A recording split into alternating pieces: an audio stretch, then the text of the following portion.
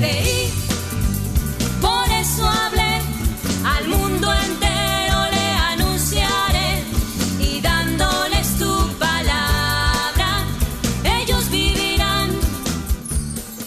Habiendo llegado Jesús a Nazaret, le dijo al pueblo en la sinagoga: En verdad les digo que ningún profeta es aceptado en su pueblo.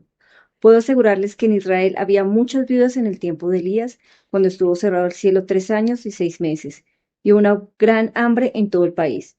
Sin embargo, a ninguna de ellas fue enviado Elías, sino a una viuda de Serepta. Y muchos leprosos había en Israel en tiempos del profeta Eliseo. Sin embargo, ninguno de ellos fue curado, sino Naamán el sirio. Te damos gracias, Señor, por venir a nuestras vidas y ser tú nuestro Salvador, quien nos ayuda, quien nos sostiene y nos fortalece. Gloria al Padre, al Hijo y al Espíritu Santo, como era en el principio y siempre, por los siglos de los siglos. Bienvenidos, amados discípulos y discípulas de Jesús, que cada día vienen a estas videopautas del Verbum Dei a escuchar la palabra de Dios y las reflexiones que compartimos con ustedes para poder conectar más con el corazón de quien más nos ama, Jesús. Soy Glory, esposa de Camilo, mamá de Martín y discípula en la familia misionera Verbum Dei de la ciudad de Bogotá, Colombia. Y el evangelio que les leía al inicio lo encontramos en Lucas 4 del 24 al 30. Lucas 4, versículos 24 al 30. Y también los invito a que se apoyen en la cita que encontramos en Segunda de Reyes 5 del 1 al 15. Segunda de Reyes 5 del 1 al 15. La primera frase que encontramos en este evangelio es, pues, la frase conocida de nadie es profeta en su tierra, ¿no? Jesús la dice acá, ningún profeta es aceptado en su pueblo. Y Jesús dice eso en este momento porque se encuentra en Nazaret, el lugar donde él creció, donde tenía familiares, amigos, gente que lo vio crecer, ¿no? Pero estas personas, tal vez por eso, por conocerlo de antes, pues no creían en que él era el Mesías, ¿no? No creían en que él podía hacer los milagros que estaba haciendo en otras regiones, ¿no? Y yo me preguntaba, ¿por qué no creían en Jesús? Y entendía que era tal vez porque tenían una falsa imagen de lo que ellos esperaban, una falsa expectativa de lo que sería el Mesías prometido, ¿no? Tal vez también porque vieron a Jesús crecer en ese pueblo y lo identificaban más como el hijo del carpintero, incluso también lo dice la palabra, así le llamaron. Tal vez por envidia, ¿no? Porque pues como así que este vivía con nosotros, jugaba con nosotros y ahora dice ser el Mesías, el Hijo de Dios. O tal vez por miedo a que Jesús quisiera desplazarlos, ¿no? Como líderes de la sinagoga o maestros de la ley. O tal vez porque no soportaron el mensaje de un amor universal que les dice Jesús también en este evangelio, ¿no? Y fue tal el miedo que les produjo y tanta ira el mensaje que Jesús les estaba dando, pues es lo que les leí al inicio, que intentaron botarlo por un barranco, ¿no? Lo sacaron de la ciudad y lo querían botar por un barranco. Pero entendía y algo que me llamaba la atención de este evangelio es que Jesús no definía su valor por lo que opinaran los demás, ni siquiera aquellas personas que seguramente muchos eran amigos, primos, familiares, pero Jesús se aferraba a la mirada del Padre, ¿no? Conocía muy bien su identidad, ¿no? Y aunque todos quisieran llamarlo, sí, eres el hijo del carpintero, tú como bajarlo de lo que, de ser el Mesías, ¿no? Jesús sabía muy bien de dónde venía, ¿no? Cuál era su origen. Y esto me hacía cuestionar también un poco respecto a mi identidad y la identidad de cada uno. ¿Definimos nuestro valor por lo que los demás dicen o piensan de nosotros? ¿Por el rechazo o por el aplauso que a veces recibimos? ¿Creemos que somos más valiosos o menos valiosos por eso? ¿O como Jesús, sabemos también quiénes somos y nuestra identidad de hijos y valoramos nuestra vida desde la mirada de Dios? Una pregunta para que cada uno también pueda hacérsela y reflexionar con el Señor, ¿no? ¿Con qué mirada eh, nos encontramos nuestro valor? ¿A partir de la mirada de quién o de quiénes, ¿no? ¿Cuántas veces nos dejamos entristecer? Y lo digo tal vez a veces por experiencia propia en mi vida, me he dejado entristecer cuando siento el rechazo de los demás. Y sobre todo, pues, estas personalidades que, que somos un poco más introvertidas, un poco más tranquilas, un poco más sensibles, tendemos a no ser los favoritos en los ambientes.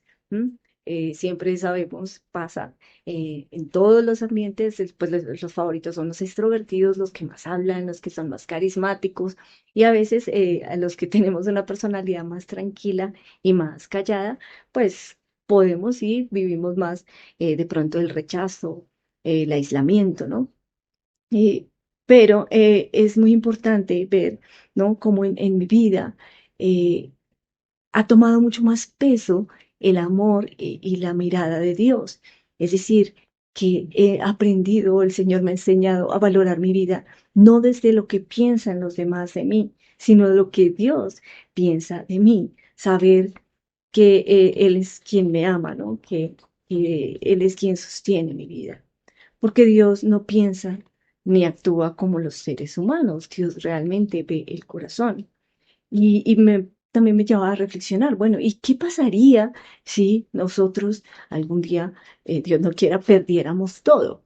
Que perdieras tu estatus, que perdieras tus títulos, que perdieras las cosas que has logrado, Dios no quiera, pues tu familia, que perdieras incluso la salud. ¿Dejaríamos de valer? ¿Valdríamos menos o tendríamos menos valor por eso? Porque por el desprecio de pronto que podamos tener ah, en el mundo, soy menos valioso por eso. Luego, luego en este evangelio, Jesús pues le va diciendo a los judíos, ¿no? Que Dios envía o la intención que les va contando es que Él envía su mensaje no solo para los que se sienten elegidos, para los que se sienten bendecidos, sino para todos, incluso para aquellos que se sienten más marginados y más discriminados, ¿no? Para reforzar su mensaje, pues hace referencia a dos pasajes de la Biblia y ahí los menciona en este Evangelio y nos habla que habían muchas mujeres viudas en el tiempo de Elías. Sin embargo, Elías fue enviado a una mujer extranjera y para recibir la providencia de Dios, ¿no? Y calmar el hambre, pues que estaba sufriendo en ese tiempo el pueblo.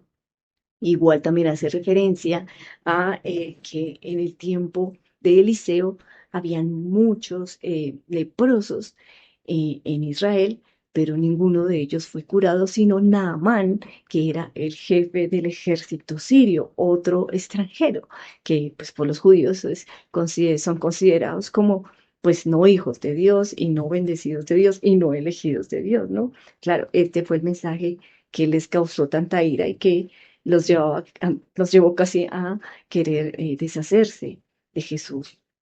Y por ello también me preguntaba, ¿y por qué Dios actuó así? ¿Y por qué la palabra del Antiguo Testamento nos resalta esto que sucedió en esa época? ¿Por qué fue a los extranjeros? Y pensaba y entendía que es porque Dios actúa donde encuentra fe, humildad y apertura, no donde encuentra mucho cumplimiento de normas, donde muchos rituales, sino donde encuentra un corazón dispuesto.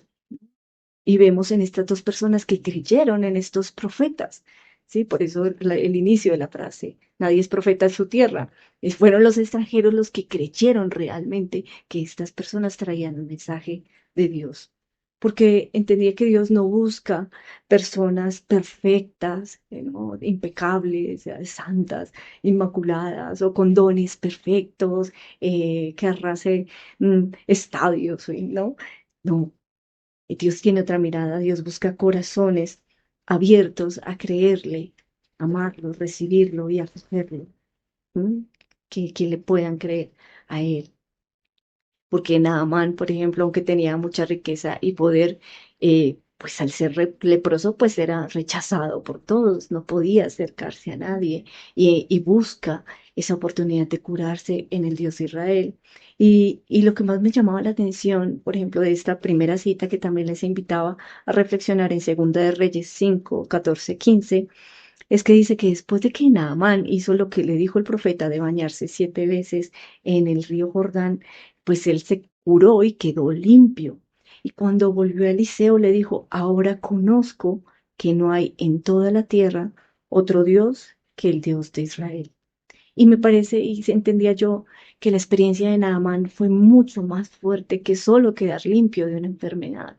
Creo que él se encontró con algo mucho más grande y fue que encontró la fe en un Dios que nunca falla, en un Dios en el que podemos ser como somos, en un Dios que nunca nos rechaza, que es capaz de abrazarnos con la peor lepra que podamos tener y que ese abrazo nos deja limpios y nos deja plenos y nos hace humildes también y que nos ayuda a encontrarnos con esa experiencia que nos transforma la vida. Que tengas una feliz oración.